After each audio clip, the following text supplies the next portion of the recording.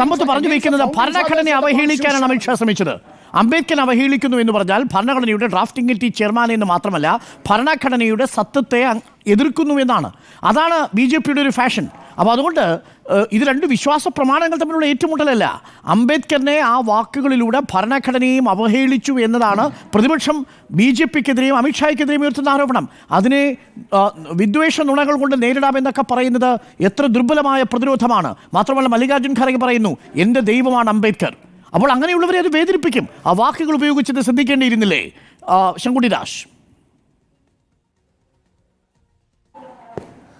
നോക്കൂ, ഇന്ത്യയുടെ ഭരണഘടനാ ശില്പിയായിട്ടുള്ള BR അംബേദ്കറെ അവഹേളിക്കുന്നത് ഭരണഘടനയെ അവഹേളിക്കുന്നതാണ് എന്ന വാദത്തോട് ഞാൻ 100% യോജിക്കുന്നു. പക്ഷെ ആരാണ് ഇവിടെ BR അംബേദ്കറെ അവഹേളിച്ചത്?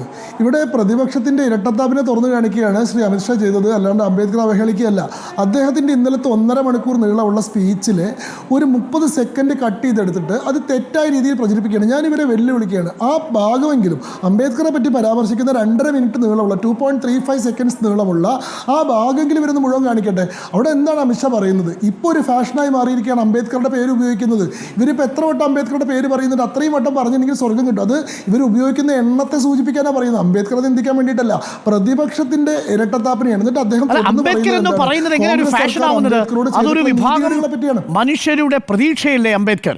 അംബേദ്കറിന്റെ രാഷ്ട്രീയമാണല്ലോ ഇനിയുള്ള ഇന്ത്യൻ രാഷ്ട്രീയത്തെ നിശ്ചയിക്കേണ്ടതെന്ന് പറയുന്ന നിരീക്ഷകരുണ്ടല്ലോ, അഡ്വക്കേറ്റ് ശങ്കുണ്ണി ദാസ്. അപ്പോൾ അംബേദ്കർ എന്ന് പറയുന്നത് BJPക്ക് എപ്പോഴാണ് ഒരു ഫാഷനായത്?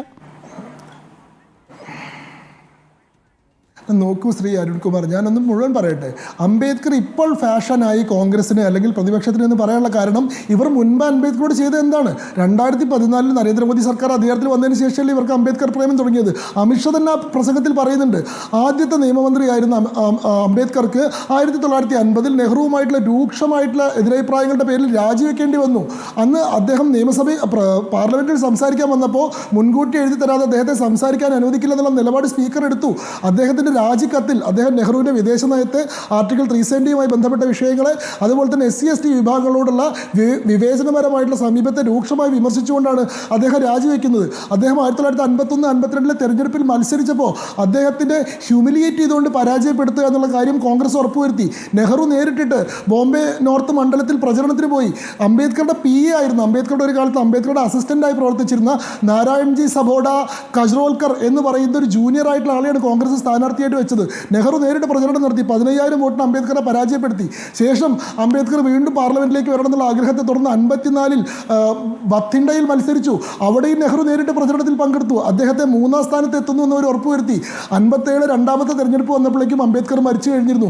അതായത് ലോക്സഭയിലേക്ക് അംബേദ്കറെ എത്തിക്കില്ല എന്നുള്ള നിശ്ചയദാർഢ്യത്തോടുകൂടി പ്രതികാര ബുദ്ധിയോടുകൂടി കോൺഗ്രസ് പ്രവർത്തിച്ചു. 1955 നെഹ്റു ഭാരതരത്ന പോരാട്ടമായിരുന്നില്ലേ? പക്ഷേ ഭരണഘടനയ്ക്ക് അംബേദ്കർ നൽകിയ സംഭാവനകൾ ഭരണഘടനയുടെ 75ാം വർഷം ചർച്ച ചെയ്യുന്ന വേളയിൽ സ്വാഭാവികമായി കോൺഗ്രസ് ഉന്നയിക്കും, CPM ഉന്നയിക്കും, തൃണമൂൽ കോൺഗ്രസ് ഉന്നയിക്കും, സമാജ്വാദി പാർട്ടി ഉന്നയിക്കും. അപ്പോൾ അതിനെ ഫാഷൻ എന്ന് പറഞ്ഞ് അവഹേളിക്കുന്നത് എന്തിനാണെന്നാണ് എൻ്റെ ചോദ്യം.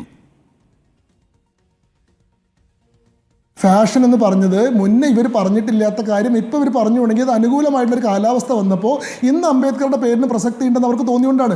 ഞാൻ പറഞ്ഞു വന്ന കാര്യം മുഴുവനാകട്ടെ. അതായത് 1990 ജനതാദളിൻ്റെ സർക്കാർ, നാഷണൽ ഫ്രണ്ടിൻ്റെ സർക്കാർ അധികാരത്തിൽ വന്നപ്പോൾ മാത്രമാണ് അംബേദ്കർക്ക് ഭാരതരത്ന കൊടുത്തത്.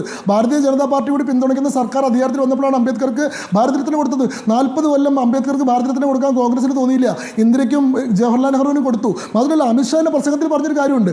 1950 2 പ്രധാനപ്പെട്ട നേതാക്കന്മാർ മന്ത്രിസഭയിൽ നിന്ന് രാജിവെച്ചു. ഒന്ന് രാജാജി C രാജഗോപാലാചാരിയും ഒന്ന് BR അംബേദ്കറും. അന്ന് PC റോയ് നെഹ്റുവിന് കത്തെഴുതി അതിൽ ചോദിച്ചു, 2 പ്രധാനപ്പെട്ട മന്ത്രിമാർ മന്ത്രിസഭയിൽ നിന്ന് ഇറങ്ങിപ്പോകുന്നത് സർക്കാരിൻ്റെ പ്രവർത്തനത്തെ ബാധിക്കില്ല എന്ന് ചോദിച്ചപ്പോൾ നെഹ്റു മറുപടി കൊടുത്തത്, രാജാജിയുടെ ഇറങ്ങിപ്പോക്ക് ഒരു പക്ഷേ കുറച്ചൊക്കെ ബാധിച്ചേക്കാം, എന്നാൽ അംബേദ്കർ ഇറങ്ങിപ്പോകുന്നത് ഒരു നിലയ്ക്കും ഞങ്ങളെ ബാധിക്കില്ല എന്നാണ്. ഇത് അമിത്ഷാ പാർലമെന്റിൽ പറഞ്ഞില്ല.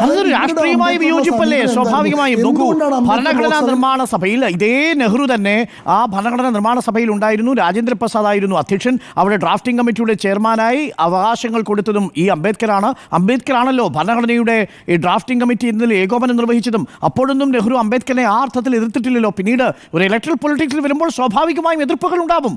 ആ എതിർപ്പുകളെ 75ാം വർഷം ചർച്ച ചെയ്യുമ്പോൾ ഒരു ഫാഷനെന്ന് മാത്രവുമല്ല, അംബേദ്കർ എന്ന് പറയുന്നതിന് പകരം ദൈവമെന്ന് പറഞ്ഞെങ്കിൽ സ്വർഗം കിട്ടിയനെ എന്ന് പറയുമ്പോൾ അവിടെ അവഹേളിക്കപ്പെട്ടതാരാ? മല്ലികാർജുൻ ഖർഗെ പറയുന്നു ദൈവത്തോടൊപ്പമാണ് അംബേദ്കർ ഇരിക്കുന്നത്. അപ്പോൾ ദൈവത്തിനോളം തുല്യമായി അംബേദ്കറെ കാണുന്ന മനുഷ്യരെ സംബന്ധിച്ച് അതൊരു അവഹേളനമാണ്.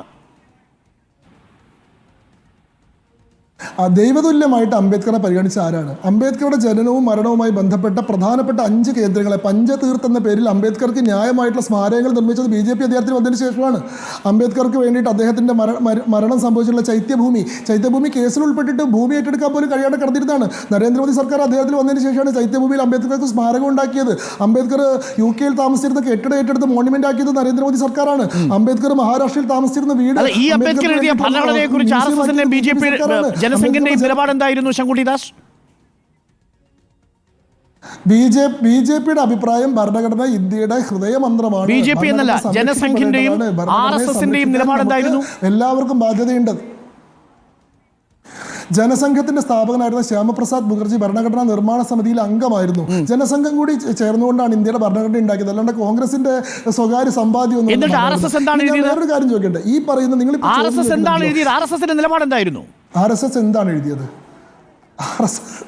RSS എന്താണ് എഴുതിയത്? നിങ്ങൾ പറയൂ, ഞാൻ പറയുന്നത് 1949 നവംബർ മാസം 29-ാം തീയതി ഓർഗനൈസറിൽ എന്താണ് എഴുതിയത്? ആരാണ് എഴുതിയത്? RSSന്റെ മുഖപത്രത്തിൽ എന്താണ് ഭരണഘടനയെ കുറിച്ച് എഴുതിയത് Shankuttidas?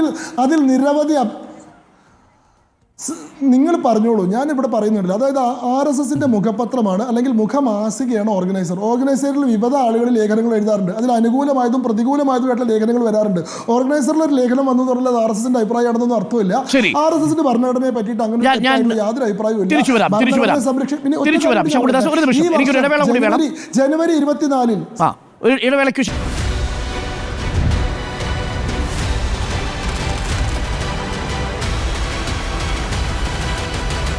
Debate with Dr. Arun Kumar.